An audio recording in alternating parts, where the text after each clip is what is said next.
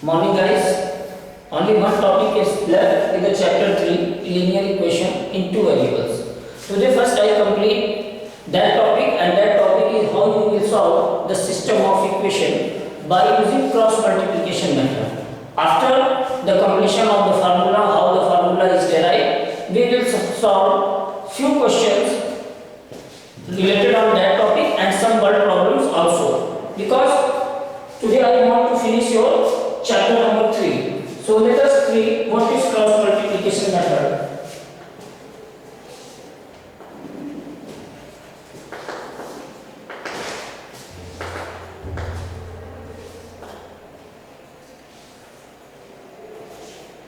This is the third method. First one was substitution elimination method, second one is elimination method, and last is cross multiplication method. As you all know that, suppose we have two equations in two variables, a1x b1y plus c1 is equals to 0. This is a linear equation. Why it is a linear equation? Because the power of variables, what are variables here? Here are two variables, x and y. So this is the equation in two variables. And why it is said as a linear? What is the power of x? 1. What is the power of y? 1. And if the power is 1, the degree is 1, then it is known as linear equation in two variables. And your second equation is a2x plus b2y plus c2 equals to 0. Collectively they are called system of equations.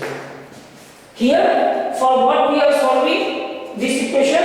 For the values of variable x and y. In the cross multiplication method, what is the first variable? X. Hide this whole portion and see the coefficients only. What is the coefficient of y? b1. Then constant term c1, coefficient of y b2 and c2. Again I am repeating it. What you have to do? We are finding the value of x, so you write x upon. Now hide the total portion of x and write the only coefficients in the given order. And that order is b1, c1, b2, c2. So I write as a denominator b1, c1, b2, c2. From top to bottom, and then this way. Mark two arrows. Repeat the same thing with y. Now we are finding the value of variable y. So for that, to hide this total value, what you will get? a1, c1, a1, c1, a2, c2. And the last term is free from the variable. It is independent from the variables. So we write 1 here, because here the variable is x, here the variable is y, here no variable. So you will write 1 and follow the same thing.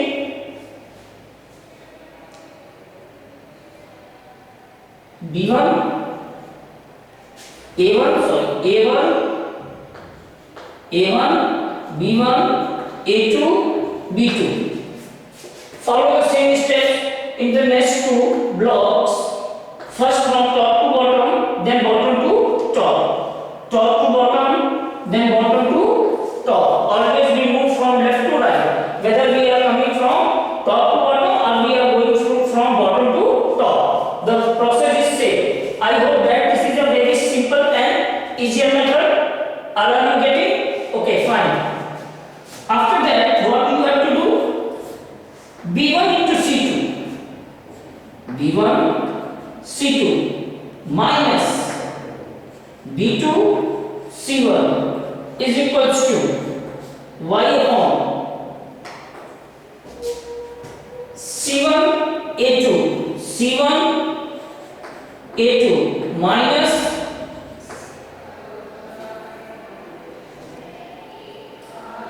b1 c2 b2 c1 a2 minus c2 a1 is equals to 1 upon a1 b2 minus a2 b1. Here I skip one step because first one is positive, second one is negative, and third one is further positive. So here is the minus. When we write by the following method, what we will get as a denominator? A1C2 minus A2C1, and minus is upside also in the numerator also. So we take minus as a common, then what we will get? A1C2C1 A2 minus C2 A1, and minus is cancelled with the minus. Here two steps is joined together. Later when we have the time, I will discuss it in a very open manner. But for that we know that first one is positive, negative, then positive. Here what we have? A1C2 minus A2C1. Take minus as a common, so negative terms become positive, C1A2 becomes positive, and C2A1 becomes negative, and minus is cancelled with minus. Therefore, x equals to, now take these two, this one and this one. Make an equation because they both are equal.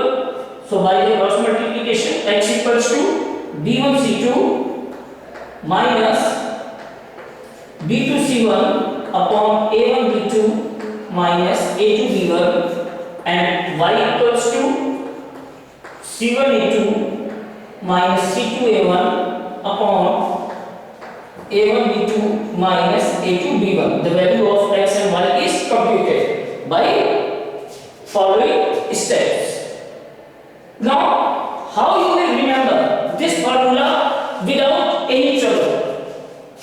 Write in the sequence A, B and C and come with the cyclic order. X, so you leave A. What you write? B1 C2 minus B2 C1 is equal to, after X what comes? Y, so you leave B. Y equals to where it ends. From there you pick. It ends at C1, so C1 into, and what is the coefficient of Y? B. So we have not write B. C1 A2 minus C2 A1. Here constant term 1 upon. Now constant is covered, so 1 upon A1 B2 minus A2 B1.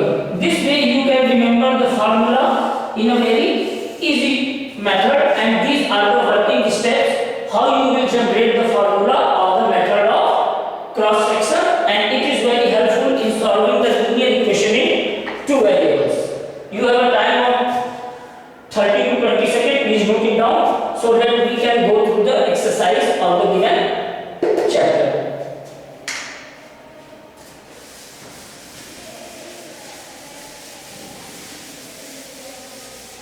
All three methods through which you can solve the given pair of system of equations have been taught by me. Along with that, I solved some unsolved examples. Now we proceed further. Which of the following pairs of the first question of your exercise 3.5? Which of the following pairs of linear equation has unique solution, no solution, or infinitely many solutions? X minus 3y minus 3 equals to 0. X minus 3y minus 3 equals to 0. 3x minus 9y. 3x minus 9y minus 2 is equals to 0. My dear learning students, we have a pair of equation. What here we are searching? Again I am repeating, what is this? This is a plane, just like the green board on which I am solving the sum. Any surface which has only two dimensions is known as plane. So in a plane, what is this? This is the equation of line. So this is a line and this is also a line. To represent two lines in a plane, we have only three ways.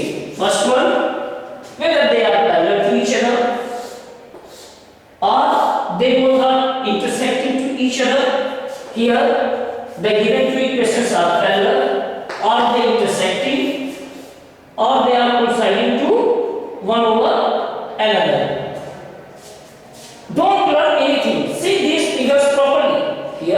two lines, whether they are extended towards the right or towards the left, they not meet at all. Therefore, hence they have no any common point, and if they have no common points, that means they have no solution. They have no solution. Where no solution? When these two pair of systems represented by the parallel lines. And what is the condition for no solution? A1 upon A2 is equals to B1 upon B2 and is not equals to C1 upon C2, where A1 and A2 are the coefficients of x, B1 and B2 are the coefficients of y, and C1 and C2 are the constant term. If they are they represent intersecting line, that means they have one solution, and here infinitely many solutions. These two types are known as consistent, and this is called inconsistent. Compare A1 upon A2. A1 equals to what is the coefficient of x? 1. 1 upon 3. B1 upon B2 minus 3 upon minus 9. This is also equals to 1 upon 3. C1 upon C2 minus 3 upon minus 2. Minus is cancelled with minus, so we have 3 upon 2. What you are observing? It is obvious to everyone that A1 upon A2 is equals to B1 upon B2, but not equals to C1 upon C2. So what they are representing? They are representing that they are representing parallel lines. And if they are parallel lines, what is the case? This is the case for when the two lines are parallel. And when two lines are parallel, then they have no solution. So the given pair of system has no solution. There are 4 parts in question number 1. I am going to solve one more only from question 1, and remaining 2 portions is understood that is for you to solve as a homework. The last one, the 4th part of question 1, exercise 3.5 is x minus 3y minus 7 equals to 0. X minus 3y minus 7 equals to 0 and 3x minus 3y minus 15. 3x minus 3y minus 15 equals to 0. This question I will solve slightly slow so that you can understand more properly. What is the value of A1? A1 equals to 1. B1 equals to minus 3. C1 is equals to minus 7. A2 equals to 3. B2 equals to minus 3, C2 equals to minus 50. Now find the ratio of A1 upon A2, B1 upon B2 and C1 upon C2. A1 upon A2, B1 upon B2, C1 upon C2. Substitute the values. 1 upon 3, minus 3 upon minus 3, minus 7 upon minus 15. 1 upon 3 is not equals to 1 and is not equals to 7 upon 15. So what we have achieved, A1 upon A2 is not equals to B1 upon B2. No need of watching the third, only 2. If A1 upon A2 is not equals to B1 upon B2, then we have one solution. And one solution means unique solution. The value of x is 1 and the value of y is 1. Y is 1 means not the value is 1. They have only one value, whether it is 100, 200, 500, but only one value of x and one value of y. So it is unique solution.